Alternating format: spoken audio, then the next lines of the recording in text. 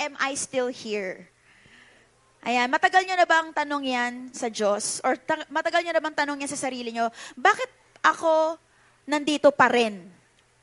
Yan, kahit ang dami kong napagdadaanan sa life, kahit ang dami-dami kong pagkakamali, 'di ba, ups and downs, ang dami kong kaaway, ang dami kong mga naranasan. Okay, positive, negative sa Christian life ko, but why am I still here? You know, bakit natin to pag-uusapan? Kasi may hindi isa, pero maraming beses po na may lumalapit sa akin at nagtatanong, face-to-face man or online, they would always say, or they would always ask, Pastora Shobe, bakit hanggang ngayon on fire ka pa rin kay Lord? Hindi ka ba nagba-backslide? Or ano ba, lagi ka bang ganon? As in, rar. Yung mga Santiago sisters ba laging on fire? Bakit hindi kayo nanghihina? And one time, pumunta kami ng asawa ko sa Bulacan to do worship conference. And then after the conference, may lumapit sa akin. Sabi niya, Pastora Shobe! Sabi ko, uy, hello. Alam niyo po, first time kitang nakitang mag-preach nung 14 years old ka. Sabi niya, grabe, no? Hanggang ngayon, on fire ka? Anong secret? Sabi ko, hindi ko rin alam. Pero, you know, habang pauwi po kami from Bulacan to Manila, tanong ko na rin yun sa sarili ko, bakit nga ba? Bakit nga ba, mahal? Di ba lang? Okay, bakit nga ba? Why am I still here after all the things I've done, lahat ng mga naranasan ko, bakit ako nandito? And yan po yung sasagutin natin. Today, we will answer, bakit ka hanggang ngayon nandito? At papaano ka ba dinidil ni Lord sa Christian life mo na hanggang ngayon nagpapanatiling sa'yo dyan sa posisyon mo? Are you excited? Okay, how does God deal with my hurts, my depression, my tiredness? Kasi sabi nila, di ba, ang Christian life ay patungkol sa walang hanggang challenges. Amen? Hanggang sa makaabot ka sa finish line, madadapa ka, masusugatan ka, okay, at marami ka pang mararanasan. This journey can be so tiring, and most of us feels like giving up. Kasi nga, naging routine na lang yung ministry sa'yo, or maybe some of you, pumunta ka dito, napapagod ka na sa ministry. Now, I want to tell you, na kung yan ang naiisip mo, napapagod ka na, gusto mo mag-resign, gusto mong umalis, gusto mong mag-quit, gusto mong mag 1 year rest, today is your rescue day. Sabi mo sa katabi mo, today is your rescue day. Baka yung iba sa inyo, magte-text ka na kay Coach, pwede ba magpahinga muna ako 1 month, di muna ako magde-disciple. Today is your rescue day. Yung iba sa inyo, naririnig ko na eh. Nalalapit ka na sa dance head nyo, sa worship pastor ninyo, at sasabihin mo na, Pastor, ayoko na. Ako na lang lagi ang ina-assign. Pagod na ako. Well, today is your rescue day. Amen. Sabihin mo ulit sa dalawang katabay mo na may palaway para magising. Sabihin mo nga, today is your rescue day. Yan ang pag-uusapan natin. Why am I still here? And we will study the life of Prophet Elijah. Kasi po, katulad ninyo, naranasan din po niyang give up, naranasan na din po niyang ma-depress, at naranasan na rin po niyang gusto niyang mag-quit sa kung ano mang nararanasan niya sa life. But let's see, paano siya inangat ni Lord? Paano siya inalis ni Lord sa depression na gagawin ni Lord din sa'yo ngayong hapon na ito? Now, sino ba si Prophet Elijah? Ayan, let me give you a very short background about him. Story na din. Okay, si Elijah po is a prophet. Okay, kaya nga Prophet Elijah, hello. Prophet Elijah, nakatira po siya, he lived sa northern part ng Kingdom of Israel. If you know the story, di ba na-divide after Solomon, Judah, and Israel. And then si Prophet Elijah, nandun siya sa northern part ng Israel. And prophet po siya during the reign of King Ahab.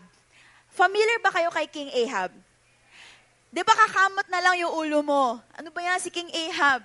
Si King Ahab ay katulad mo na on fire, pero nung nagkaasawa ng hindi align kay Lord, ayan na, kung ano-ano na pagwawander ang nangyari. Na in love lang, pero nawala na kay Lord. Hello? Okay? So this king is really, really evil. They worship other gods at siya yung prophet nung time na yon. Now, he strongly prophesied and dineclare niya sa buong bansa na 3 years, everybody, all eyes on me. 3 years, magkakaroon po ng drought sa bansang ito. Lahat sila, bakit? Kasi po, corrupt tayong bansa. We are ruled also by a corrupt king. Kaya po may drought. Kaya po may tagtuyot. Okay? At alam niyo po, sa 3 years na yon, God allowed Elijah to experience his love language. Alam niyo po yung love language ni God kay Elijah? Tanong niyo sa akin, ano? Pagkain. Sino dito yung love language ni Lord sa kanya? Food. Lord, gutom ako, biglang may mag-aabot sa kanya. Lord, gutom ako, biglang may malalaglag na tinapay. Alam niyo po, si Elijah, ang love language ni Lord sa kanya, or ni Lord, tama ba, sa kanya, is provision of food. Kasi po, during those 3 years, sa drought po, he was saved by God. Kasi every day, sa inyo nga, every day, may raven. Ano ba yung raven sa Tagalog? Very good. May uwak po na kumakatok sa kanyang bintana, knock-knock, may nag-aabot morning ng Pande Manila. With hot chocolate. Totoo po yun. May madedeli, wala, siya ang unang-unang grab food noon. Dinedeliver ng isang uwak. Okay, bread po ang inaabot. Alam mo sa gabi, anong pagkain niya? Tayo sa akin, ano? Samgyeopsal. Raven would always deliver sa kanyang bintana meat, fresh meat. 3 years, walang mintes po during the drought sa Israel. Ganyan si Lord sa kanya. Then in our story po, sa 1 Kings chapter 18, makinig na mabuti kasi pag di nyo naintindihan yung story, hindi nyo maintindihan yung points natin mamaya. May panahon na po na need nang i-confront ni Elijah si King Ahab kasi sobrang masama na po ang nangyayari at ginagawa nila. So Elijah in chapter 18 confronted King Ahab na ikaw ang cause ng gulo sa Israel. Ang tapang itong taong to. King Ahab, alam mo kung ano yung problema? Ikaw. Kung prophet siya ngayon, kaya niyang tapatin talaga to si presidente. Walang takot. Alam mo, BBM? Pero ito, alam mo, King Ahab, ikaw talaga may kasalanan. Bakit tayo nagkakaganito? Kaya, he dared Ahab. Dinare niya yung prophets na pinapakinggan ni Ahab. Ilan ba yon? 400 prophet na binubulong-bulong din ng kanyang asawa na si Jezebel. Mag-ingat sa mga Jezebel. Okay? Pero wala pong Jezebel na pangalan dito. Okay, very good. Ligtas ako. Okay. He dared Ahab to challenge Baal, okay, and the God that he served sa Mount Carmel. Alam niyo yung story na to? Yung challenge po is what? To offer sacrifice. Mag-offer ng burnt offering both kay Baal, yung 400 prophets mag-offer kay Baal ng burnt sacrifice, and then siya mag-offer kay God. Now, sabi niya, ito yung dare. Yung Diyos na magbababa ng apoy from heaven papunta dun sa altar, siya ang totoong Diyos. 400 verses 1. 400 verses 1, Baal versus God. Ito na, medyo may onting kayabangan din to si Elijah. Sabi niya, sige na, mauna na kayo. Sige na, gentleman ako, mauna na kayo. So, itong mga 400 prophets, pray ng pray. Lord, ay, mali. Ano pala to? Ulan. Lord, and Baal, papay na sila. Hindi ko na alam kung ano yung mga chant-chant nila doon. Pero, alam niyo po, magagabi na, wala pa ring apoy na bumababa. Alam mo, sabi ni Elijah, gusto niyo ba extension? Tagal na ba? Alam mo yung ganun siya. Extend ko pa? Sige, mga hanggang gabi na. Pero wala talaga. So, doon pa lang sa unang part, talo na sila. So, ako na. Sabi niya, ako na. Is it my turn? Okay. Sit down there. Sabi niya, Lord, mag-pray siya, Lord, sinasummarize ko na lang, Lord, pakitaan mo ang mga taong ito, si Ahab at ang mga propeta, kung sino ang totoong Diyos. Sagutin mo ang aking panalangin. Magbaba ka ng apoy galing langit. Immediately after he prayed, can I ask for more monitors here? Para hindi ako sumigaw. Right after he prayed, fire from heaven went down, pero wait lang ha, nag-onting yabang pa ulit to si Elijah. Kasi bago niya ipag-pray yon, nagbuhos pa siya ng tubig sa altar. Binuhusan niya yung burnt offering, tapos nagbaon pa siya ng parang kanal. Imposible nang may apoy na bumaba. Bakit? Punong-puno na ng tubig eh. Tama ba? Pero when he prayed from heaven, boom! Pati po yung tubig na na-scatter, may apoy. Baliktad, di ba? Di ba baliktad? Yung apoy dapat yung namamatay kapag may tubig. Hindi po. Yung tubig na uubos nung may apoy galing langit. Hello? Elijah, during this time, was really answered by God. Sandikit sila ni Lord. At kung ikaw si Elijah sa panahon na yon, hindi mo ba ipagyayabang na ako ay anak ng Panginoon? Tama ba? He was answered. Isang prayer lang, boom, sinagot siya ni Lord. At ito pa, tuloy ko yung story. After niyang manalo, pinagpapapatay po, he slaughtered all 400 prophets. Wala pong natira. At pumunta siya kay Ahab, sabi niya, ito literal ha, sabi niya kay Ahab, King Ahab, ready mo na yung mo. Ready mo na yung kapit tinapay mo. Sabi niya, bakit? Kasi uulan na. After 3 years, uulan na. Right after he said that, rain fell down. Amen. Nakikita niyo ba kung gaano kalapit si Elijah kay God? Kung gaano sinasamahan ni God si Elijah? Same with you. Kahit saan pa yan, sinasamahan ka ni Lord. Amen. At talagang all out ka kay Lord kapag alam mong tinutulungan ka niya. Amen. But wait, there's more. Dito na tayo sa exciting part. After he experienced provision upon provision, after he experienced answered prayers, then here comes another big challenge. Tugtug. Tugtug. Umuwi po si King Ahab. Nagsumbong sa asawa. Literal, tinan niyo po yung next slide. Tinan natin yung verse. King Ahab got home. Umiiyak, Mommy! Ay, mali yun. Sinira image. He told Jezebel everything. Diba? Sinusumbungan din natin ang ating mga asawa. Amen? Imagine niyo na lang si King Ahab. Nagsusumbong din kay Jezebel. Sabi niya, he told Jezebel everything Elijah had done, including the way he had killed all the prophets of Baal. So talagang nagkwento na, alam mo, mahal, ito ginawa, pati yung 400 prophets mo, mahal. Mahal. Oh, wala kang mahal. Sakit. Sabi niya, mahal, pati yung wala na tayong prophets, pinatay na ni Elijah. Ano sabi niya? Ganon? Nag-dragon na yung asawa. Di ba? Mga ganyan mga asawa katulad ko. Diba? Ano? Inaway ka, hindi natin sila bati. Sabi niya, sige, may the gods strike me right now. Kidlatan ako ngayon. Patayin ako ngayon. Kapag bukas, hindi pa patayan si Elijah. Kaya dahil kung paano niya pinatay yung 400 prophets ko, ganun din ko siya papatayin bukas. Nagpadala ng messenger, sabi mo kay Elijah yan ha.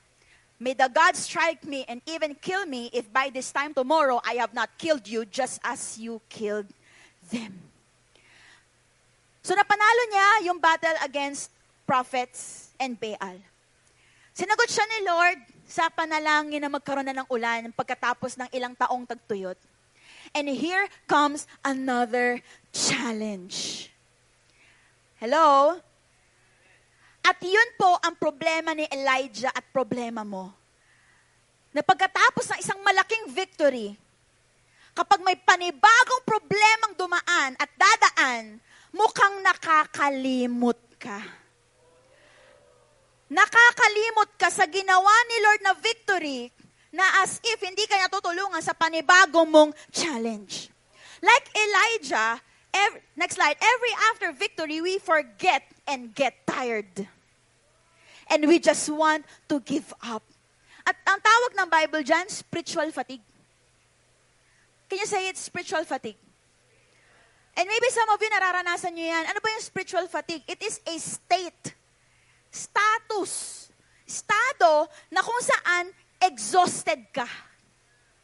Deep inner exhaustion. Yung nakangiti ka ngayon, pero ubus na ubus ka na. Yung sayaw-sayaw ka lang, yes, salamat, pero durugang ka na sa loob. Spiritual fatigue. Na nakaka-apekto daw, ano sabi? Nakaka-apekto ng spiritual life mo. Hindi ka na nagde-devotion, hindi ka na nagpe-pray, akala mo hindi ka na sinasagot ni Lord. At hindi ka na connected kay God. And sabi dito, it often feels like you're running empty. Nagla-life group ka pero empty ka na. Nagko-coach ka pero empty ka na. Nag-usher ka, hello po, good morning, life-giving morning, ganyan sa central eh. Pero loob mo, umiiyak na. Kaya empty ka emotionally, empty ka mentally, and empty ka spiritually. Every after victory, anong nangyayari sa'yo? Alam niyo po, after a great victory of Elijah, gusto niyo po bang malaman kung ano yung nangyari sa kanya? Na-receive na nga yung message. Ano yung message? Ano yung message? Sabihin niyo po sa akin, ano yung message sa kanya? Papatayin ka ni Jezebel. Papatayin ka ni Jezebel. At hindi siya titigil hanggat hindi ka patay bukas. 3 bagay agad-agad na ginawa niya na marahil ang gagawin mo din at nagawa mo na. Number 1, he ran away.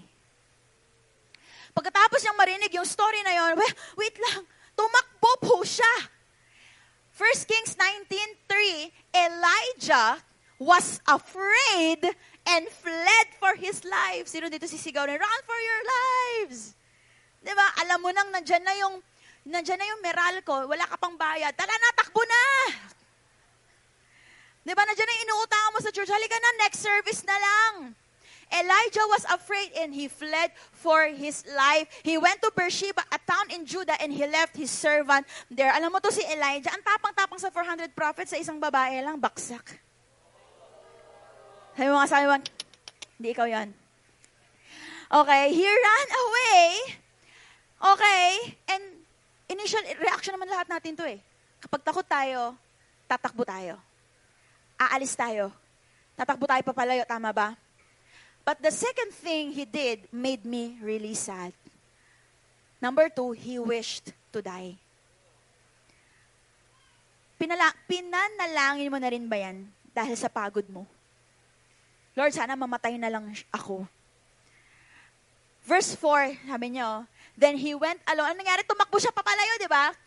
Then he went alone into the wilderness. Ano nangyari? Traveling all day. Dahil nga may tinatakbuhan siya, dahil nga takot siya, okay, hindi niya alam na naglalakad na siya buong magdamag, buong araw sa kawalan. Parang ikaw, di mo na naalintala. Wow. Sa sobrang heartbroken mo dahil 3 years kanyang pinuyat pero hindi naman naging kayo. Iisa na lang yung example natin lagi. Kaya ayan, bumangon ka sa kama mo pagkatapos mo ng 3 weeks na depression, bumangon ka at nag-decide ka from Cubao hanggang Antipolo. Lalakarin mo. Naglakad ka at biglang bumaksak ang bagyong Dante at wala ka pa rin pakialam. Kahit buhos na buhos ka na ng ulan, iniisip mo lang, buhos ng ulan. Anong sunod? Huwag nang tumigil pa. Batid mo may bagyo. Dalangin ito.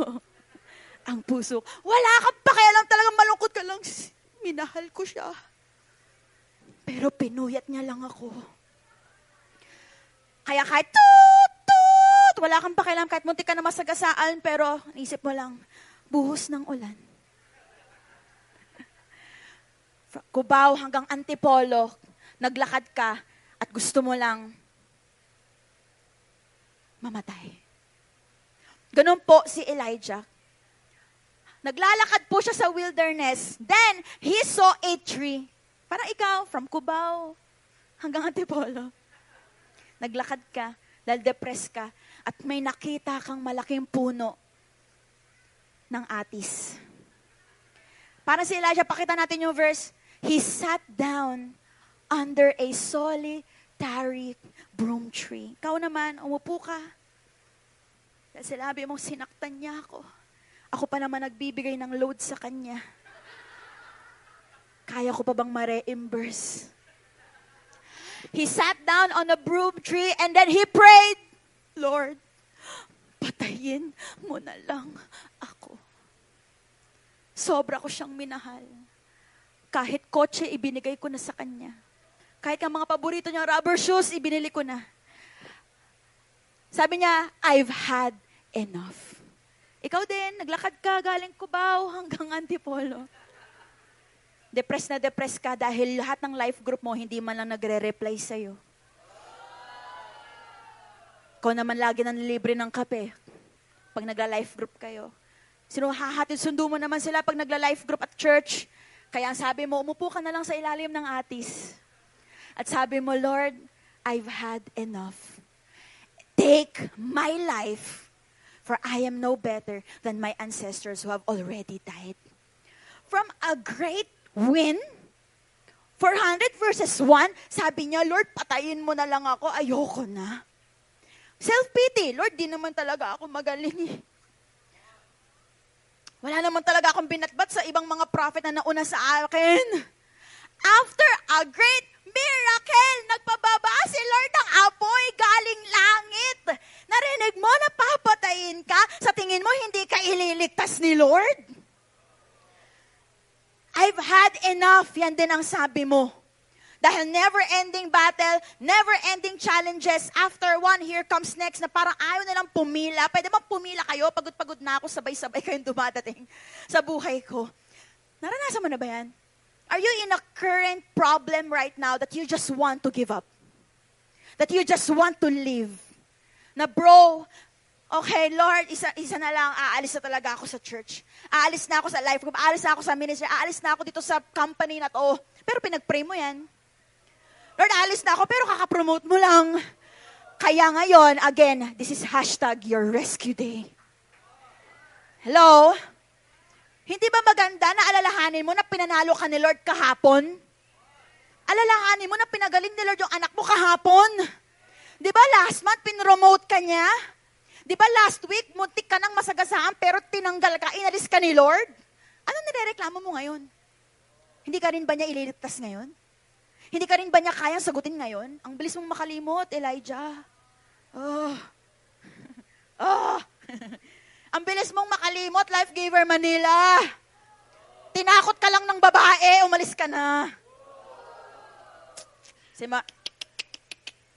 Hindi ka iba. At hindi ka na masisisi kasi pagod ka na. You have this spiritual fatigue. But listen carefully. I'll give you 3 points. Na sa panahon na depressed si Elijah, at sa mga panahon na gusto niyang mamatay, alam mo ba hindi si Lord ganito? Sige na, mamatay ka na. Go! Di ba? Tayo ganyan, minsan mga mentor, go! Sige na, alis ka na, go! Alam mo, I'm just so happy na may ginawa pa rin si God kay Elijah. Despite of everything, kaya nakabangon po si Elijah. Same with you, iisa-isahin natin. 3 bagay kung paano dinil ni God si Elijah sa panahong gusto niya mag-quit, sa panahong pagod siya, sa mga panahong ayaw niya. At sisiguraduhin ko na ito rin yung gagawin niya sa iyo At ito rin yung ginagawa niya sa'yo ngayon. Bakit hanggang ngayon nandito ka? Are you ready? Paano siya dinil ni Lord? Number 1, God fed him. And yun din ang sasabihin ko sa'yo ngayon. Napapagod ka? Nagsasawa ka na? Nauubos ka na? O teka lang, isosustain ka ni Lord. Ano ulit yung love language ni God kay Elijah? Para ikaw food. Diba? Alam, tinan niyo po ito eh. Asa na tayo? Galing ka ng Cubao. Pumunta ka ng Antipolo. Nakita mo ang puno ng alateris. Alateris ba? Mali. Sorry, Coach. Atis. Mupo ka at sabi mo, ayoko na. Hindi naman ako mas magaling sa mga prophet. Tignan natin yung first. Next slide. Next slide. Next slide. Next slide. Yun. Alam mo, pagkatapos niya mag-pray, dahil umiiyak siya, pinuyat lang ako. Sasaktan na ako sa life group ko. Then he lay down and slept. Ay. He slept under the broom tree. But as he was sleeping, Coach, kalabitin mo ako dito. Halika. Habang natutulog siya, sabi niya, sige, kalabitin mo ako, Coach. May anghel na May anghel na kumalabit! An angel! Sabi ko sa'yo, kalabitin mo ko eh. O, diba? Anghel ka daw. An angel touched him and said, tayo, kain ka. Pagkatapos siyang umiyak, pagkatapos siya gusto mamatay, pagkahiga niya, kalabitin mo ko agad, Coach, dali. Sabi mo, Tayo na. Kain ka na. Coach, ang galing mo talaga. Alam nyo, pagbangon niya, nasa gilid po, tinan nyo, mainit na Pande Manila na naman. Bread baked on hot stones. Saan galing? And a jar of water. Wow. Water. So he ate and drank and lay down again. Aba, kain tulog to si Elijah. Parang ikaw, di ba, nung pandemic, kain tulog ka. Si Lord, hindi niya, huy, di ba prophet ka? Magpalakas ka. Hello, ganyan ba dapat ang prophet? Hindi. Ang ginawa niya, kinalabit siya ng anghel. Sabi niya, tayo ka. Pinapakain ka ni Lord. Gutom ka na eh. Alam mo, sa panahon na depressed ka, sa mga panahon na napapagod ka, akala mo papagalitan ka ni Lord. Hindi, papakainin ka niya. Bubusugin ka niya. Hindi niya hahayaang magkukulang ka. Alam mo, minsan ang kailangan mo lang kain, tulog para makarecover ka. Ang problema, hindi ka nakakain, hindi ka kumakain, hindi ka rin natutulog.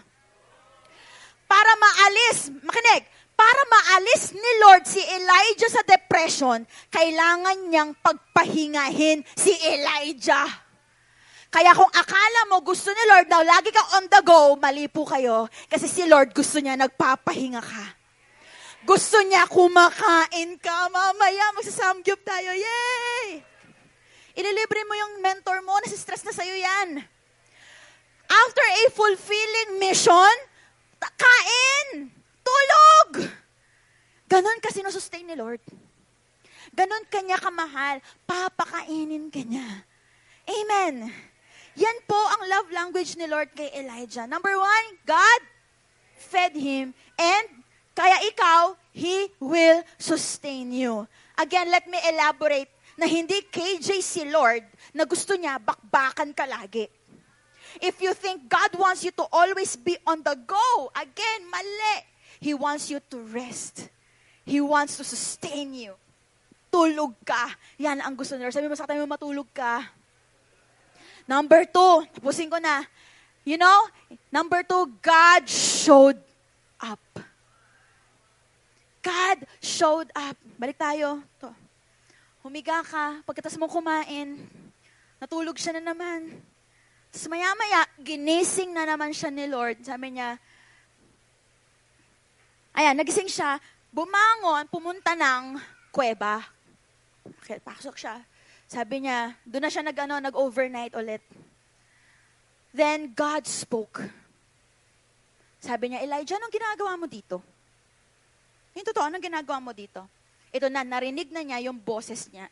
Narinig na ni God yung nangyayari kay Elijah. Sabi niya, Lord, I have zealously served the Lord God Almighty, but the people of Israel have broken their covenant with you, torn down your altars, and killed every one of your prophets. I am the only one. Lord, ako na lang mag-isa. Nagre-rebelde na yung mga tao sa iyo. Now they are trying to kill me too. Lord, tatakot ako. Ako na lang mag-isa. Tapos, gusto pa nila akong patayin. Alam mo sagot ni Lord? Hindi niya binanatan. Yan lang? Takot ka na? Hindi siya ganon. Alam mo sabi? Akyat ka sa tuktok ng bundok. Huh? Ano kaya yun? Pero umakyat siya. Sabi niya, go out and stand, verse 11, go out and stand before me on the mountain, the Lord told him.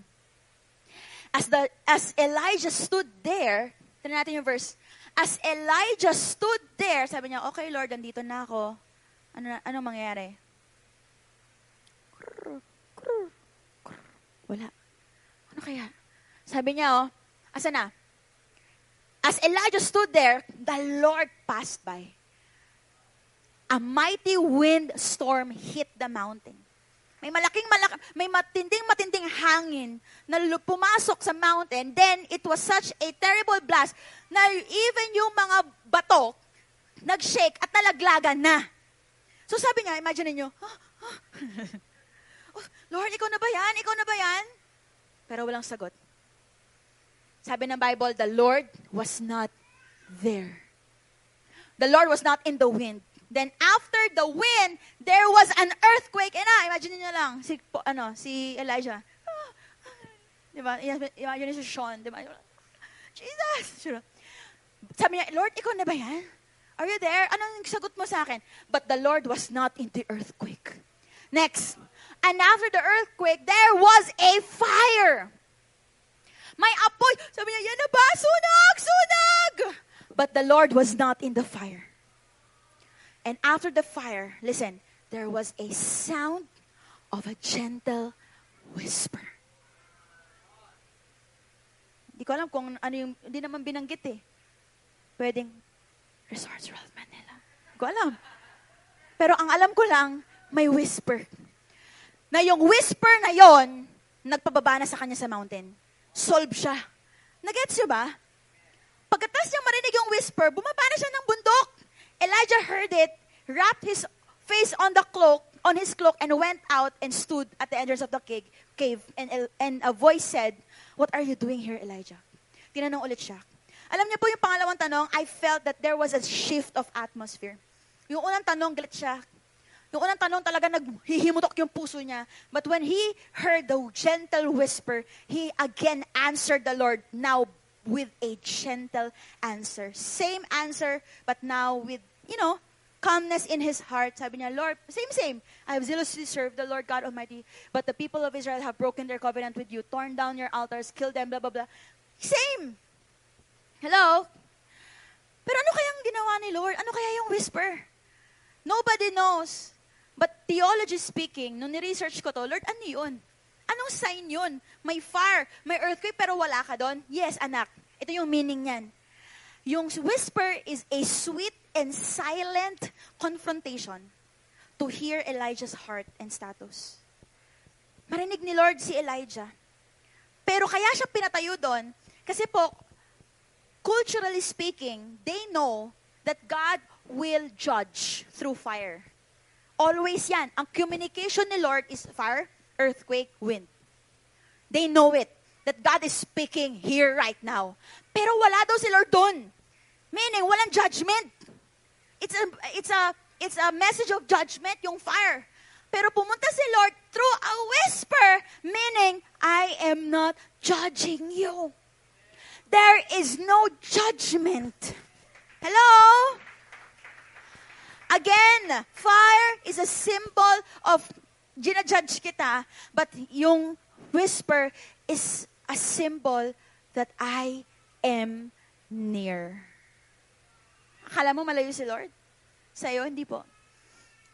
Maririnig mo siya ngayon. Maririnig mo yung whisper niya at malalaman mong ang lapit ni Lord sa'yo at ang lapit mo sa Kanya. Alam nyo, yung mga taong nagbabackslide, sorry po umalis na sila bigla sa church. Alam mo na kung ano yung dahilan. Hindi nila narinig yung whisper ni Lord. And it makes sense. Lord, bakit ako hanggang ngayon nandito? Ako po personally, ang dami ko namang reason ba't aalis eh. Hindi naman dahil anak ako ng pastor, I have a lot of reasons. Nagkakasala ako, nag-fail ako, and I have, again, many reasons to live and go backslide. But why am I still here? Because God never failed to whisper in my ears. At ba't hanggang ngayon nandito ka, may Diyos na bumubulong sa'yo at sinasabi niyang, naririto ako. Hindi kita iiwan at hindi kita hinuhusgahan. Pero magtino ka rin. Amen. Same with you, God is telling you to go on. Alam niyo po, pagkatapos ng cave experience niya, at ito rin yung ginagawa ni Lord sa'yo, pangatlo, and I will end here. Number 3. After his whisper experience, God gave instruction. Nakakatawa to. Lord, pagod na nga ako, magbibigay ka pa ulit ng another task. Di ba sabi mong pahinga? 1 year Sabbath, Lord. Pero bakit ganon? Inend mo si Elijah ng another task. Alam nyo, ganon talaga si Lord gumalaw. After mo magpahinga, after mong malugmok, bibigyan ka niya ulit ng instruction dahil sabi niya, gagamitin kita. Walang kahit anong gagawin mo na magpapatigil sa paggamit ko sa iyo. He will use you again. Amen? Amen? We will end here. Verse 15 to 19. Nasusunod niyo ba yung kwento? Verse 19, 15 pala. The Lord told him, go back the same you came. The same way you came. Rereklamo ka, Lord, ayoko na, pagod na ako. Oo, papagpahingahin ka ni Lord. Papakainin ka niya. Okay? Kakausapin ka niya. He will whisper to your ears. Pero pagkatapos ng conversation mo, babangon ka ulit at magpapagamit ka ulit sa kanya. Sabi niya, sige na, balik ka na katulad ng pagkapunta mo dito. Balik ka na, walang nangyari. At alam niyo po, hindi ko na babasahin yung verse. But he was given another task. Alam niyo po, kung ano yung task niya? To anoint the new kings of Israel and Judah. Punta siya sa hari, i-anoint siya, okay? To anoint the king, anoint Jehu, grandson of Nimshi, to be king of Israel, and anoint Elisha, son of Shaphat, from the town of Abel Meholah, to replace you as my prophet. Mapira, mag-anoint ka. Pass the baton. Anoint another prophet next to you. Kasi gagamitin pa rin kita sa susunod na henerasyon. If you are experiencing fatigue, look at me. If you are experiencing fatigue, if you are asking, why am I still here? The answer is this. It is because God has sustained you.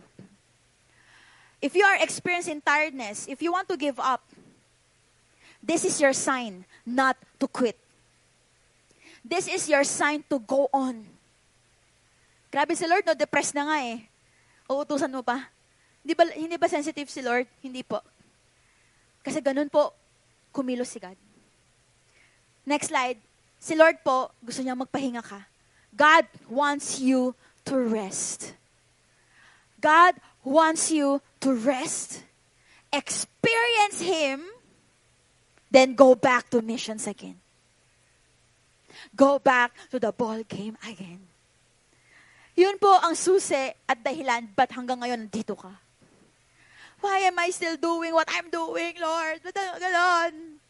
Kasi po, pinagpapahinga ka niya, na-experience mo pa rin siya at pinapabalik ka pa rin niya sa mission na pinapagawa niya sa iyo.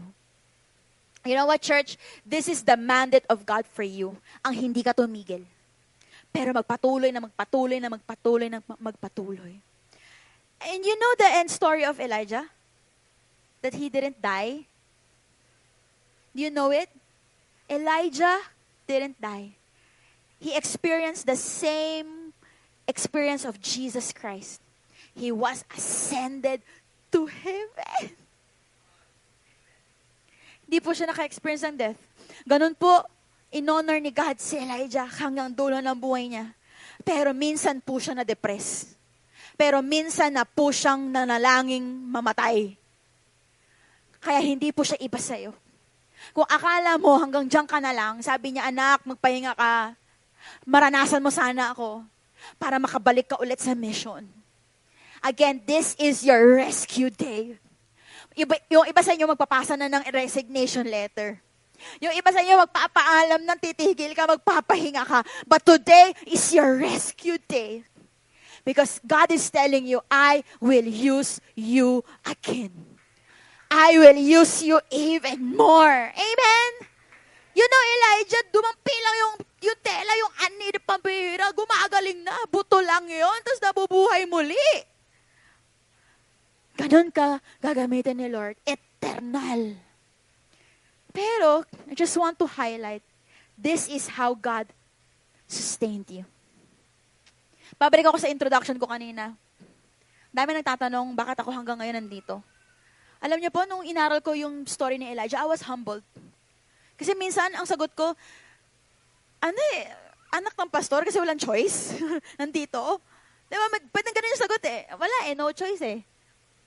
Tatay ko, nanay ko, pastor, wala na. Pero wrong answer. Pastor, ba't hanggang ngayon nandito ka? Hindi dahil magaling ako.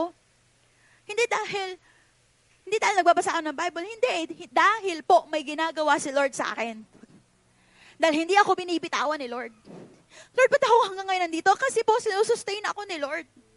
Pinapakain niya ako. Sa mga panahong walang-wala ako, binoprovide niya yung pangangailangan ko. Sa mga panahon na nagdadry ako, hinahayaan niyang ma-experience ko siya ulit in a whole new level. Sa mga panahon gusto ko nang umalis, ginagamit niya ako ulit. At sinasabi rin niya sa iyo yan ngayon, sa mga panahon na gusto mo nang mag-quit, gagamitin ka ulit niya. Never kang nawalan. Akala mo dahil madiskarte ka, nagtatrabaho ka, 3 jobs ka. Lord, kaya ako nakakakain yung family ko kasi talagang ang sipag ko eh. Ako na to eh. Hindi po. Dahil po may Diyos na nagpapadala ng raven para bigyan ka ng tinapay at bigyan ka ng meat. Hindi mo lang alam, pero may anghel na kumakalabit sa iyo at sinasabi niyang, bangon ka. Ito, regalo ni Lord sa iyo. Regalong trabaho. Regalong anak. Lahat yan. Kaya ngayon, i-acknowledge natin siya. That I am still here because of God. He sustained me. He fed me. He allowed me to experience it. He showed up through a whisper. And He gave me another instruction. Simple lang, anong kailangan kong gawin ngayon? Pahinga ka. Rest. Just rest. Pangalawa, experience Him. Gustuhin mong maranasan siya. Dry nga eh. Hindi ko na siya narinig. Hindi, i-push mo. Maranasan mo siya. Pray ka. Ate, hindi talaga. Wala na ako nararamdaman sa prayer life ko. I-push mo lalo. Hindi fire. Hindi earthquake. Kasi gusto mo lagi goosebumps eh. Sanay tayo sa conference eh. Naranasan ko sa Lord. Naslain ako. Oy, may goosebumps. Hindi. Si Lord nasa whisper. Pag pinatay mo na yung cellphone mo, tapos nag-devotion ka. Kapag pumikit ka na, nag-pray ka, na walang kahit anong distraction, yun po ang kulang sa'yo. At yun ang matagal nang inaantay ng Diyos sa'yo. Ang makabalik ka sa intimacy mo sa Kanya. Dahil ito po ang susi. Ito po ang ending story mo lagi. This will always be your good ending. He will use you even more. Sino dito gustong magamit pa siya ni Lord ng husto? Are you tired? Are you resigning? Are you resigning? Sino dito, hindi lang trabaho, nag-give up ka na ba sa marriage nyo? Lord, ayoko na. Resign na ako sa pagiging asawa. Lord, pagod na ako. Sino ba itong napangasawa ko? Napapagod ka na ba sa anak mo? Tonight is your rescue night. Come here in front, kneel down if you want rescue. And He will save you. May Diyos na hindi ka iniiwan. May Diyos na hanggang ngayon umaalalay sa iyo. Bigyan kita ng oras. Sabihin mo sa Kanya kung ano ba talaga ang status ng heart mo. Nak, why are you here? Nak, why are you here? Anong nararanasan mo? How are you, anak? Tell God.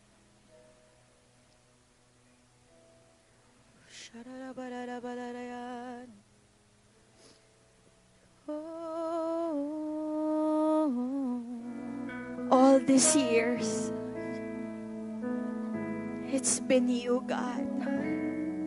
It was you all along.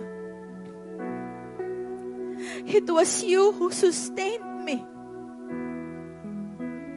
Sa mga panahong gusto ko nang bumitaw sa ministry, ikaw pala yung kapit ko. Sa mga panahong gusto ko nang mag-give up, ikaw pala yung umaangat sa akin. It's not about me. It's not what I did. But it is about what you did and what you have been doing in my life.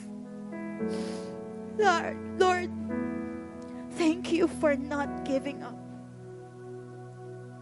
Thank you for sustaining me. Now, I just want you to thank the Lord. Pasalamatan mo siya. Thank Him for sustaining you, your family.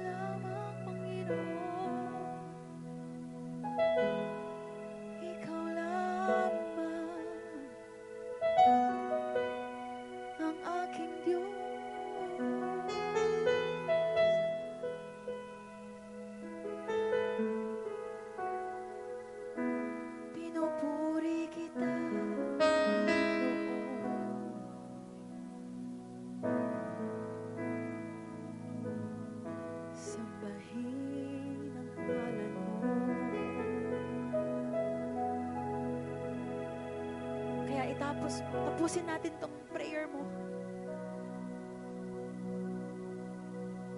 Sa pagsabing, Lord, anong gusto mo pang gawin ko? What's my next mission? How will I serve you again? How will you use me, Lord? Here I am. Use me. I'll give you one more minute.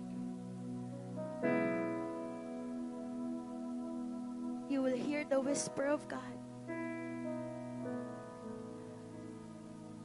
As you pray, Lord, how can I serve you again?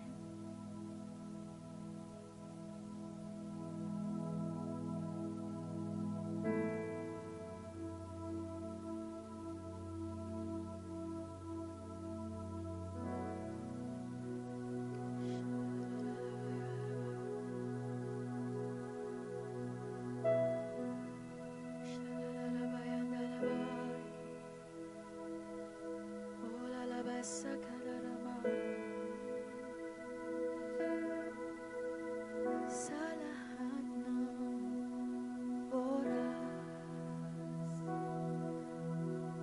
Panginoon,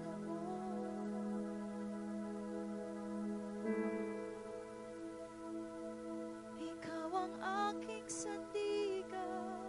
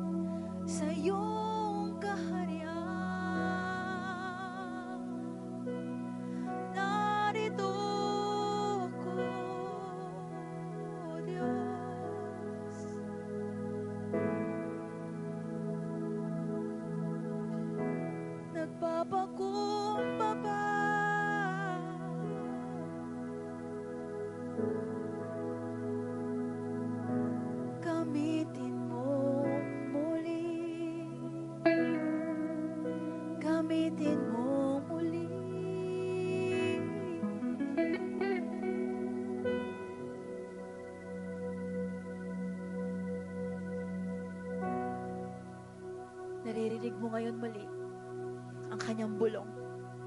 Listen. Few more minutes. Listen to His whisper. Pakinggan ang kanyang boses.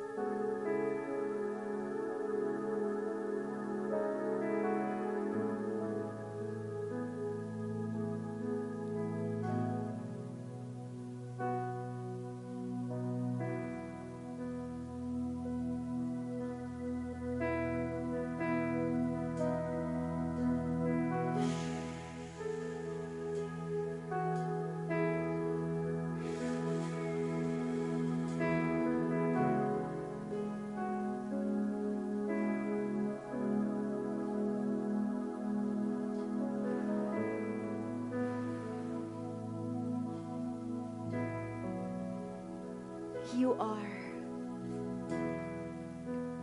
in a gentle whisper na maririnig ko lang kapag lumayo ako sa ingay ng mundo. Lift up your hands. Father, this person is dedicating her life and his life to you again. Again, thank you for sustaining him. Thank you for providing for him. We are sorry kung napanalangin namin, gusto na namin mamatay, gusto na namin tumigil. Pero ngayon naintindihan namin na hindi mo kami bibitawan. Hindi mo kami bibitawan. Kaya ngayon, as I lift up my hands, I am ready to be used by you again. Magpapagamit ako sa iyo. Saan yan? Saan man yan? Kahit kailan man yan, magpapagamit ako muli sa iyo. Use me, Lord. And so, Father, I pray and I seal this, Lord, in your most precious name.